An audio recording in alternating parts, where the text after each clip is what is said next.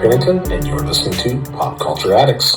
Hello, guys, and welcome back to Pop Culture Addicts. I am Tim. I am your host, and this is a reminder that you are watching and or listening to a show that is made by a nerd. That's me, for all you nerds. So I hope you enjoy yourselves today. Now, today we have a guest. Our guest is an up-and-coming author of some pretty cool novels. I've known him for some other things in the past, and then I don't know how I missed the fact that he was an author, but I did. And then I found out he was an author, and I'm like, dude, I totally got to have you on the show so we can talk about your books. And he was like, yeah, let's do that. So he's written a trilogy of novels called Harlock's Destiny, and those novels are available on Amazon right now, as well as the Conclave Chronicles. You can check those out as well from there. We'll put a link for his Amazon store down below, so if you're interested in checking out his books, you'll be able to find them. Now, when he's not doing that, he's also working hard as an actor and a filmmaker. So in our chat tonight, we're going to discuss his origin story, the differences between writing and filmmaking, what it was like growing up in that state to the south of Michigan, the one that I don't normally say. It's 4 letters. Oh, how I hate Ohio. And we're going to talk about that a little bit as well. But I'm very excited to welcome J.Tyler Pennington to Pop Culture Addicts. Welcome to the show. Hello. Hello, hello. All right, sir. So we're going to just dive right into it because I have questions I want to ask, and hopefully you've got the answers, because otherwise this could be a really boring conversation. That's a good point. Yeah, exactly. So the first question I always ask everybody, and I do this for 2 reasons. I explain this every show. I do this for 2 reasons. Number one, I like to know what makes people tick. Why do you do what you do? What keeps you going in the field that you're in? And then secondly, I do this because I'm a tremendously large nerd. And nerds love a good origin story. So you are the hero of today's story. So in the origin of J.Tyler Pennington, what made you say, I want to work in the field of entertainment? Well, I failed at more or less everything else I tried, and this one stuck. So that is my very uninteresting origin story. But the true origin story would probably be a combination of sorrow, boredom, and the need to do something with my life. Nice. So I've always been like a creative kind of guy. You know, I like writing and coming up with ideas and, telling stories and whatnot. So that's always been kind of a throughput through my life. But as like I said, I kind of tried different things. I tried leatherworking, woodworking, jewelry making. I tried all the creative endeavors, but nothing really clicked, in my head. And I wasn't really good at any of those. And then it was the plague times. And I recently was broken up with a kind of a serious girlfriend, and the plague times happened. I'm stuck at home doing nothing, bored, going crazy. And I was like, I got to do something. And so I started just writing whatever I could. And that turned into the beginning of the Conclave Chronicles, which are my like H.P. Lovecraft inspired kind of like Cthulhu action adventure novellas. So wrote the first one of those. I was like, oh, I actually like writing, and people seem to like the stories. And so, I was like, cool, people like what I write, and I like writing. And so kind of just got into that and continued on with it. And then the filmmaking stuff, I don't really remember exactly how I got into that. I want to say there in Cincinnati, which is Southern Ohio, there is an annual film, well, there's film competitions everywhere, but a specific film competition in Cincinnati called Winter Film was kicking off around that time. And I was like, oh, that sounds fun. They need a body. I'm a body. And so I was corporate executive number 2 as my first acting gig. And I sat in like a conference room wearing a $9 suit from Goodwill. Very fancy. Heck yeah.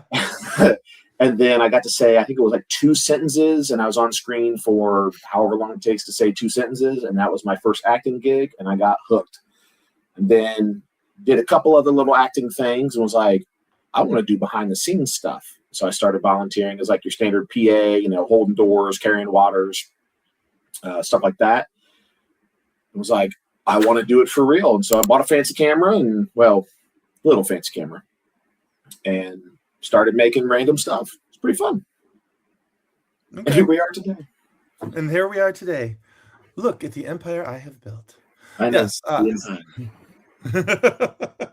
All right. So were there any like outside influences that, like, you know, in particular let's talk about your filmmaking first. Were there outside influences with your filmmaking where you looked and said, you know, I really like what this guy is doing, and I would like to make stories like that? It was, there's not really one person that was kind of filling that void, but it was your standard kind of like Robert Rodriguez, where he made the mariachi, right, for like $20,000 or some ludicrous price, and just beg, borrowed, and steal, beg, borrowed, and stole, proper English, and and there was a YouTube channel, words, and what is it? Film Riot is a YouTube channel. I got hooked into them, kind of wanting to get into the filmmaking scene, and it was I think two brothers and a sister, and the main guy went to film school, and he was like, well, let's show off how to do this.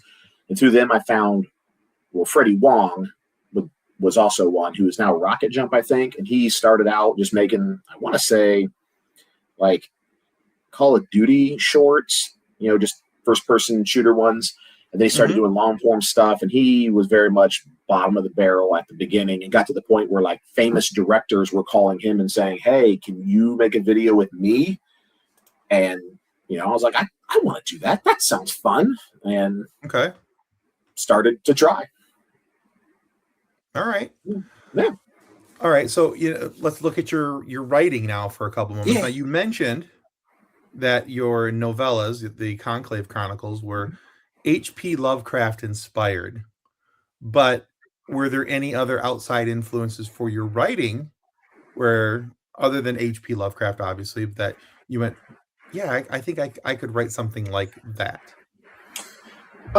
There's a fantasy show called The Magicians, and the kind of like vibe of them, there's the secret world, and people kind of get involved with it. There was some book I read years ago. I can't even remember what it is now, but ideas from it kind of percolated in. A guy kind of out of his depths, dealing with things way over his head, all with the veneer of the Cthulhu mythos. All right, very cool. Okay, so let's keep talking about your writing now. Your most recent book is book 3 of the Harlock's Destiny trilogy, and I had to laugh because I was looking up some stuff on it today because I was finishing off a few things. And the description that is written there is fantastic. It says that the book includes magic, monsters, game mechanics, and a raccoon. I'm like, why? What about this would you not want to read? It's an RPG epic fantasy. I mean, come on. Oh my God, yeah. I came up with that in like a fever dream one night, just like, I gotta come up with a catchy tune. And I spent hours coming up with, the back cover blurb for book 1. And that the like description of the story was mediocre at best, but I got hooked on that. I was like, well, I gotta describe it. And it's gotta be like kind of one sentence. And I was like, yeah, it's got magic in it. Monsters got a raccoon. I was like, magic, monsters, and raccoon. That's it. And it just clicked. Yeah. I love that. All right, so if you would take a couple minutes and explain to my audience about the book series for the Harlock Destiny trilogy, what and particularly your latest book, book 3. Explain to people what they can look forward to if they were to sit down and read these books. Yeah, so they're epic fantasy, right? So you got a guy who is stuck in the middle of all the big plots of the world going on. A little bit in over his head, meets a wizard mentor, deals with, venturing guilds and having to fight monsters, treks across the land, stuff like that. The series itself is in the genre of lit RPG, which is literary role-playing game. Have you ever heard of that? I had, yeah. Yeah. So it's kind of like there's every flavor imaginable. He Who Fights with Monsters, Dungeon Crawler Carl, anime of every sort. What is it? The Time I Got Reincarnated as a Slime, Uncle from Another Dimension, those kind of veins. So Harlock, the main character, ex-Special Forces mercenary transported to medieval magical fantasy world, kind of finds out, oh, this is real. There are game mechanics, RPG-like game mechanics. Becomes a rogue, gets a pet raccoon, and starts on his epic adventure across the machinations of the southern neighbor of the country is going to invade. He's got to deal with the political intrigue, kind of building his own repertoire of people and equipment and stay alive while doing it. Okay. Yeah, I have a couple friends that I forgot to send them your book links today, but I think that your books are right up their alley based on everything I've seen on them. So I'm actually my co-host Ben and his wife, Ben and Mimi, I think this is this is right in their veins. This should be like, hell yeah, it should hit a home run automatically. So I'm going to send that to them. As a matter of fact, I'll do that as soon as we get done here today. But okay, so and like I said, we'll put links down below for both the Conclave Chronicles and actually I'll just put your Amazon seller page, that'll work. Your author page rather, right onto a link down below so people can go find your work and check that out. Now, I mentioned earlier that I don't like to mention the name of your state very often, just because being a Michigan Wolverine fan, I it's ingrained in me to not mention your state by name. If it makes you feel any better, I don't like living here, let alone, feel free to hate on Ohio. Excuse me, the state that shall not be named as much as you want. I will not hurt my feelings. Right. That state to the south is typically what we call state it. To the south. So. All right. So I love this about your bio. It said that you lived in Springfield, Ohio for 30 years, a city that had been twice voted the most depressing city in America. But you moved. Yep. You moved from Springfield, but you stayed in Ohio. So there's that. Yeah, unfortunately, all my friends and family live nearby. Ugh, it's the worst. Yeah, I get that. That. I think that's one of the reasons why we still live in Michigan, honestly. I love Michigan. Don't get me wrong. It's a great state, especially because all the lakes and there's there's all these all the cool things to do, and I really enjoy that about Michigan. But I do. There's been a few states that I traveled to. I'm like, God, I could live here really easy. I just got back from a cruise. They got back from a cruise. We left New Orleans, and I was like, I could live here. This is awesome. Great food, everything you could possibly want to do. Oh, glorious. Yeah. I had that reaction. A buddy of mine lived in the high desert in the mountains of Colorado. Ooh. And I was thinking, ooh, desert. He's like, actually, it's not that bad. Because they're about 10,000 feet above sea level there. And he's like, you think we get a lot of snow? He's like, we don't, because he says they get snow. He goes, but he says in 6 years of living there, he shoveled 4 times. Oh, wow. Because what happens is the snow would fall and then it would melt off by noon, 1 o'clock. It would just be gone. Okay. Because they're so.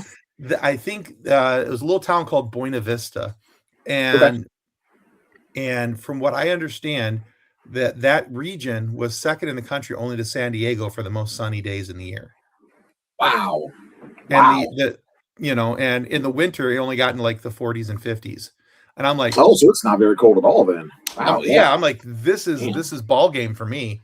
Yeah. And so I'd gone out there and visited my buddy a couple times and a couple different trips, and my wife had gone out there for a couple business trips, and we'd go visit them. And every time we're there, I'm like, see, we could do this. We could. No, we couldn't. She said no, so I had to say no. But anyway, I told you all that so I could ask you this question. That's what we call building a clock to tell you the time. All right, I'm ready. So, and I asked a couple people now, and because I really enjoy talking to people from Michigan. Obviously, being a Michigan guy myself, people who grew up in Michigan with, and especially those who have been in the similar area as me, and Even though I may not like your state, it's close enough. So I'm going to Yeah. ask you this question. How does growing up in a background such as yours, how has that affected your storytelling and world building? Well, I grew up specifically like out in the county, about 10 miles from anything close to a mall, right? The Springfield Mall was back in its heyday when I was growing up in the 90s. It was pretty happening place. I mean, it was Hmm. constantly because it was essentially the only mall like around for a while, and then the Beaver Creek Mall came in and kind of killed it. Uh, but yeah, I grew up only child out in the boonies. There's the neighborhood kid who's kind of okay, and then the next kid I knew lived like almost a mile down the road, and so I played in the creek a lot and watched a lot of TV.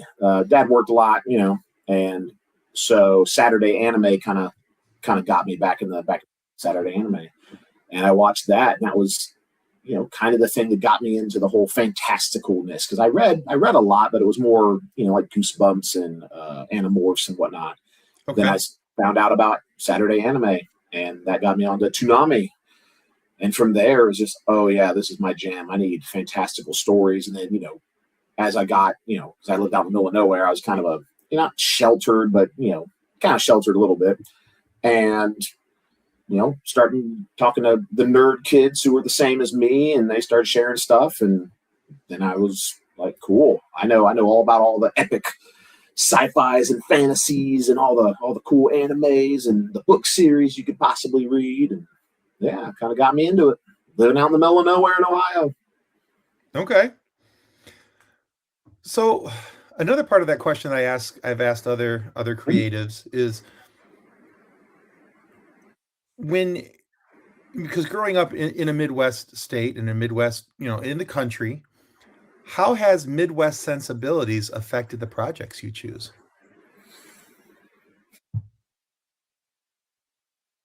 I guess probably more like filmmaking would be my like thing that has kind of affected it because it's a lot of, and I'm assuming it's this way everywhere too, but in Ohio you have a whole bunch of people trying to make it right, Hmm. and all of them are telling kind of small town, not all of them, but a lot of small town kind of personal stories, and a handful of people doing something in one spot. There's your fair number of people trying to like, I want to make the next big thing, and these crazy, awesome ideas. But a lot of them are just, I want to make a film, and I want to make it about heartbreak or family or coming of age kind of stuff. And so those appeal to me as living out in the middle of nowhere and you know being a kind of a dirt rat, as it were. And yeah, it's just nice to help make stuff that other people are trying to make that kind of symbolizes a lot of those things. A lot of those things. Okay. No, that's a fair Yeah, question. yeah. That's a fair question. That's a A good fair question. answer Yeah, to the question, rather. Excuse yeah, me.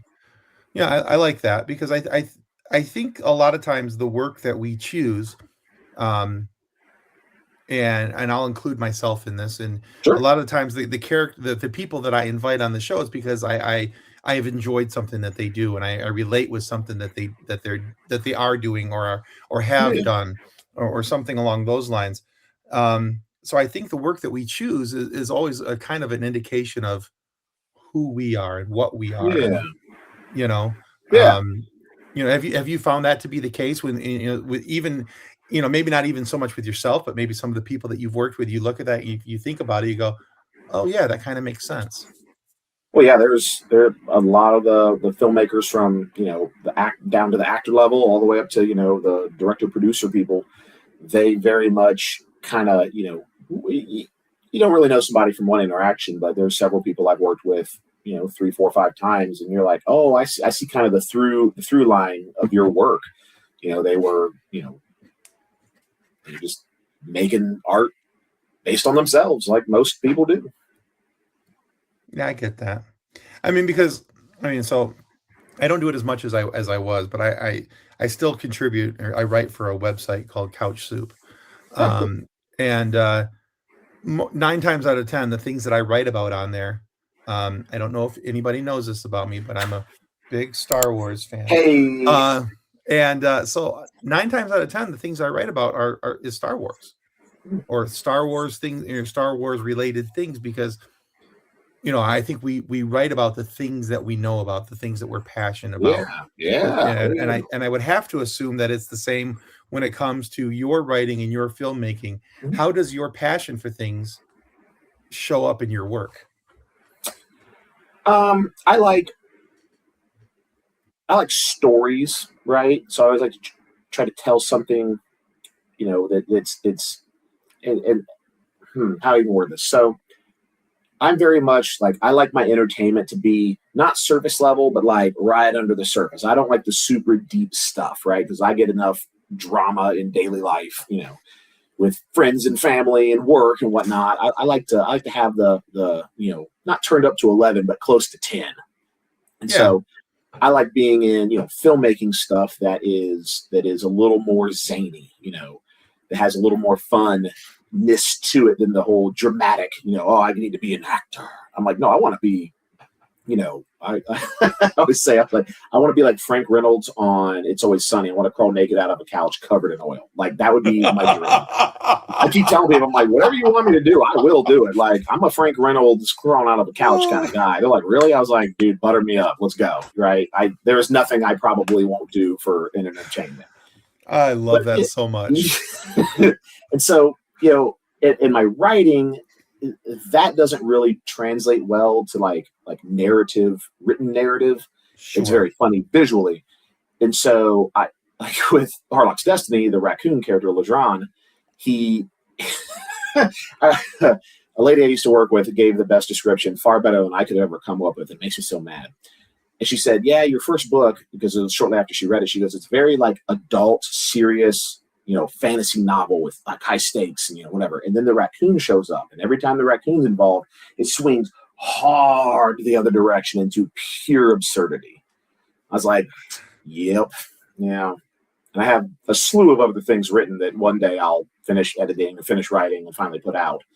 But, like I have a sci-fi novel where the robot medic, he's not an AI. He's like a fancy program, but the previous guy like tweaked around with it to try to make it better, and all it did was make him creepy. And so the ship has a creepy robot doctor, and it's really fun writing, love that. Ridiculous scenes of a creepy robot doctor trying to treat patients. They're like, Jesus, dude. He's just sitting there staring at you, dead robot eyes as he's telling you horrible things about your condition. Stuff like that. I love it. I love that. I love it when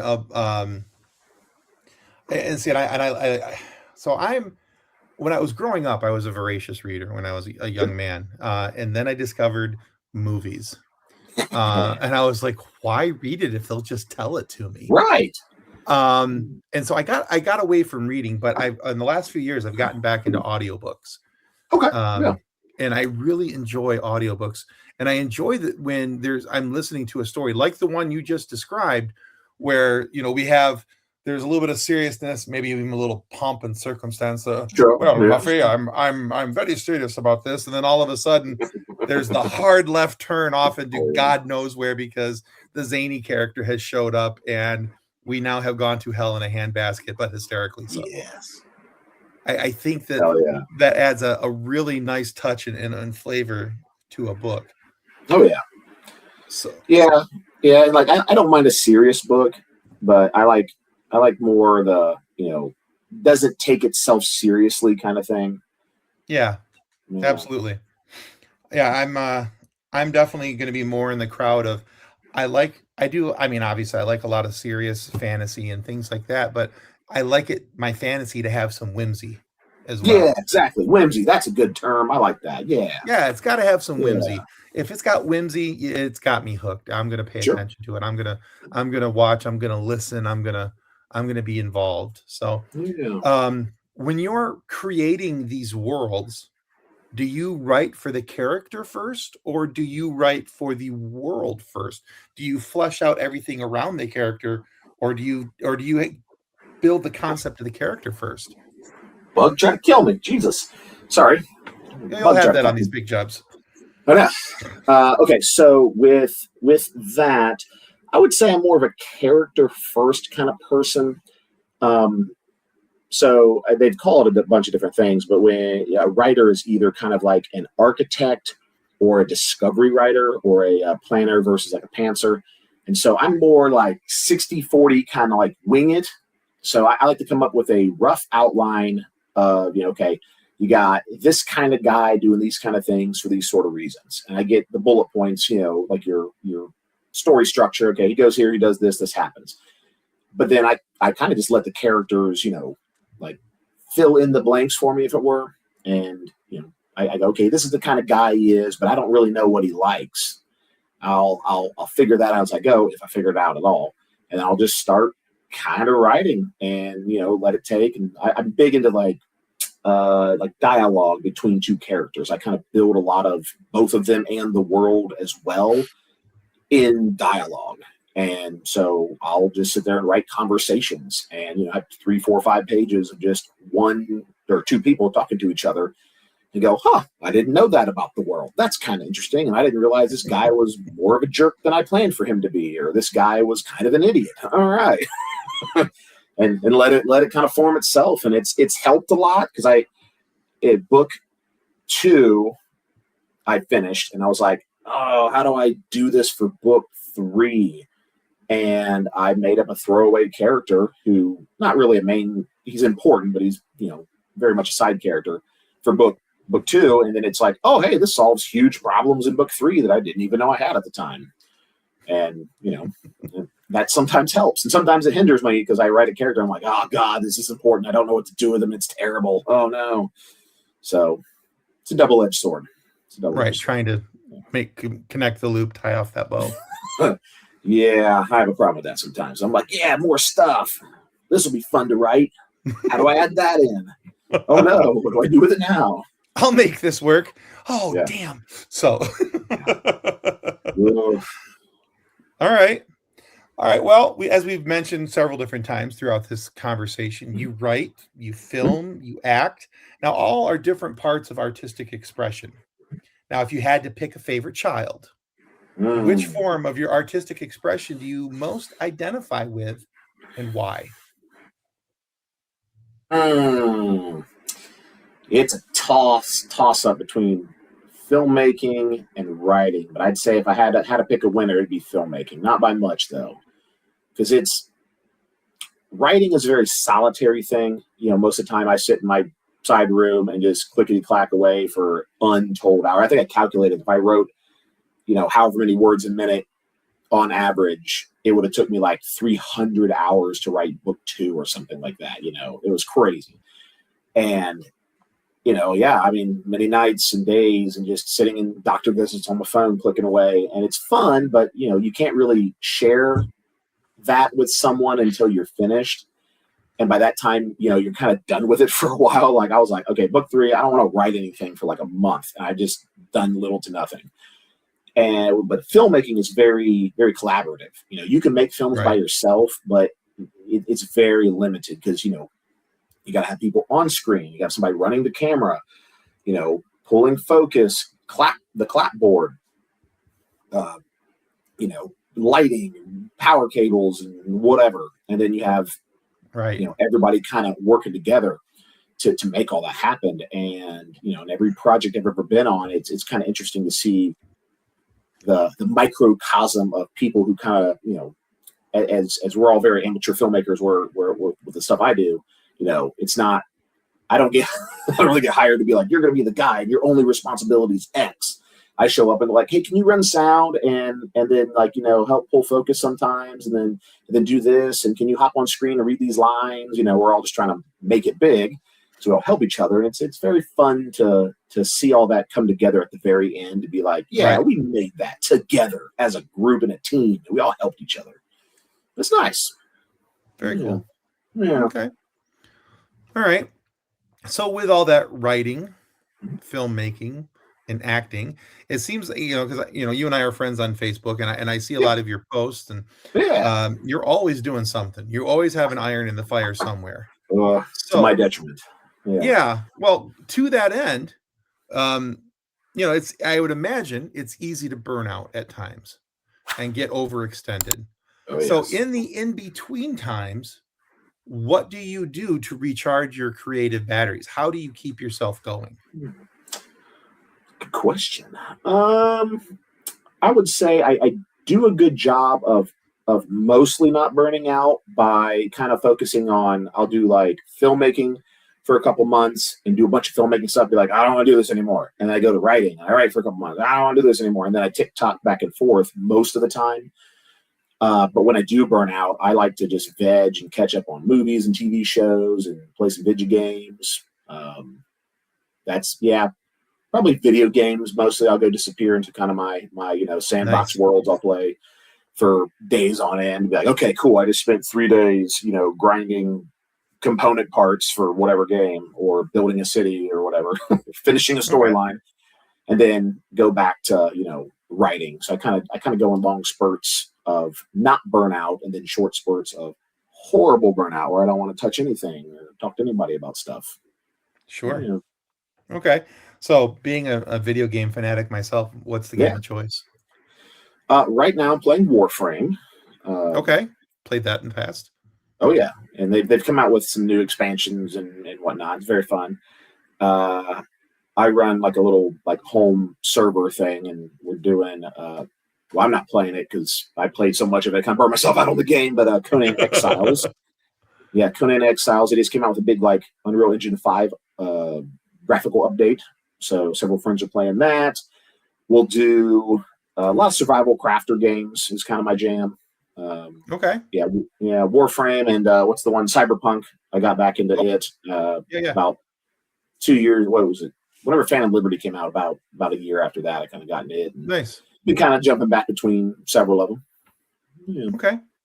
Yeah, I just got a new gaming. Well, it's new to me. I just got a gaming PC a little bit ago. Nice. And I was just excited to be able, because I've had a MacBook for so long. Yeah.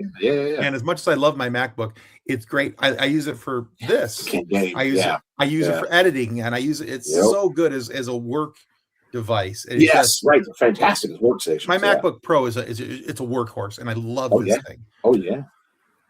My only complaint is it doesn't play games very well. No, for whatever reason, they haven't been able to figure that out. But so I got an opportunity to buy a really well-built gaming PC, and I got it ridiculously cheap. I scored big. Yeah. Let's just put it this way. The price I paid for the device was a couple $100 cheaper than the really expensive graphic card in it. Whoa. Yeah, that's a good deal. So I was really excited to be able to download Steam again and I'm a huge sucker for the Age of Empires game. Oh yeah, I love RTS. Yeah, so if I just need to I want a stress-free environment just to go click a few buttons, do some farming, cut some firewood and attack the neighbors. I'm going to play some Age of Empires. Oh, that's great. That's great. Yeah, so I'm very excited about that. All right, well, cool. Yeah. All right. You have answered all of my questions admirably, except one. We have one more to ask. Okay. You answered all the serious questions. Now it's time for a silly question. Silly question. All right, ready? Yeah. Silly time. So it's not all that horribly silly. We just like to call it a silly question because whimsy. But so where this comes about is, so my live show co-host Kathleen, she was out and about with her daughter. Her daughter's about 7. I think at this time she was about 5.5 when this happened. Okay. And somebody asked her daughter this question, but they didn't ask Kathleen. And Kathleen was like, well, that's rude. You should never age out of this question. Okay. And so that question is, J.Tyler Pennington, what's your favorite dinosaur? What's my favorite dinosaur? Yeah. Oh, man. Oh, that's a left field question. I like so many dinosaurs. And that's why it's a fun question. That is a fun question. So I played a lot of Ark Survival. Okay. Yeah. And I've ridden a lot of dinosaurs. And, oh, geez. It probably, I have to go, what's the what is it, the Spinosaurus, right? The kind of like alligator looking one with the big frill. Is that the Spinosaurus? Oh yeah, the big fin on it, the back. Yeah. I know which one you're talking. I don't know the name of it, but I know exactly what you're talking about. Yeah, whatever one that's called. Spinosaurus. Yeah, what the hell? Sure. We're gonna go with Spinosaurus. Yeah. I like that one because it's like a really rad alligator. I like alligators and crocodiles. They're pretty cool. And it's kind of like a big giant one of those. And I was, as one does, doom scrolls on the internets, on the Book of Faces. I saw a post where they're like, we don't really know much about what dinosaurs actually look like.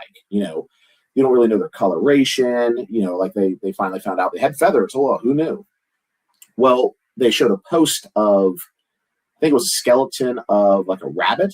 And they said, what? Here's a skeleton. Here's what the artist rendition is. Here's what it really is. It's like this cute little fluffy rabbit. And they're showing like, yeah, so, we probably have a lot of wrong assumptions about dinosaurs and their appearances. One of which was that Spinosaurus dinosaur. And so that has that big frill on its back. Oh, excuse me. And they said, well, why is that frill there? Maybe it's some kind of heat dissipation thing. We just don't know. He said, well, what if it's a muscle attachment? And they showed buffaloes, and buffaloes have that big ridge on their, that kind of like hump on their back.